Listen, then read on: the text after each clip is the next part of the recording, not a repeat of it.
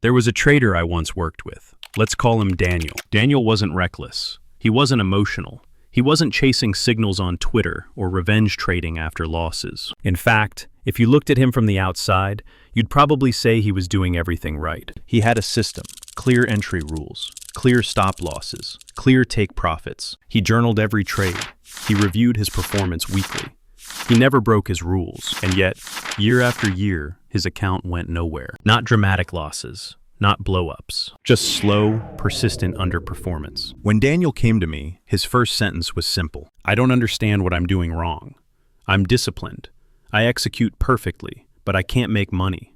That sentence is more common than people think. So instead of looking at his execution, or his psychology, or his discipline, I asked him one question. What's the expected value of your system? He didn't know. Not vaguely, not approximately. He had never calculated it. That's where the real problem was hiding. We broke his system down.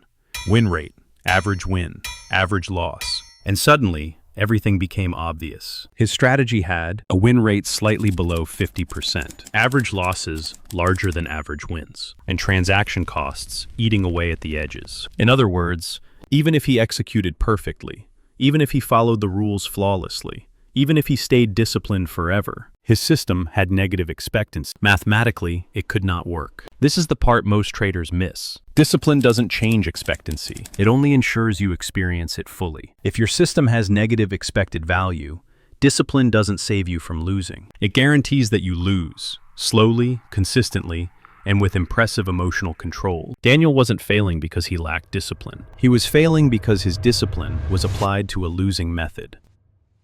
Traders hear risk-reward. They usually oversimplify it. They think 1 to 2 RR is good, 1 to 3 RR is better.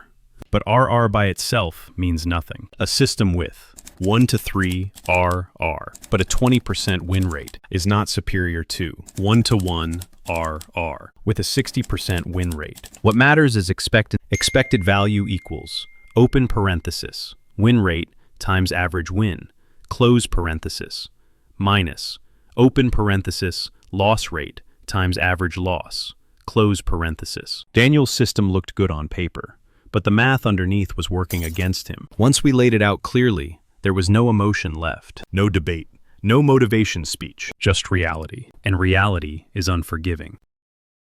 Here's the important part. We didn't tell Daniel to abandon discipline. We told him to reassign it. First, we rebuilt his approach around positive expectancy, realistic win rates, asymmetric payoff when he was right. Then we reframed how we thought about trading, not as being right, but as executing a probabilistic edge. Losses were no longer mistakes. They were expenses. Wins were not proof of skill. They were outcomes within a distribution. Only after that did discipline become powerful. Now, discipline meant executing a method with positive expectancy, staying consistent through variance, letting the law of large numbers work. This time, discipline wasn't amplifying losses. It was amplifying an edge. And the results changed. Not overnight, not magically, but steadily.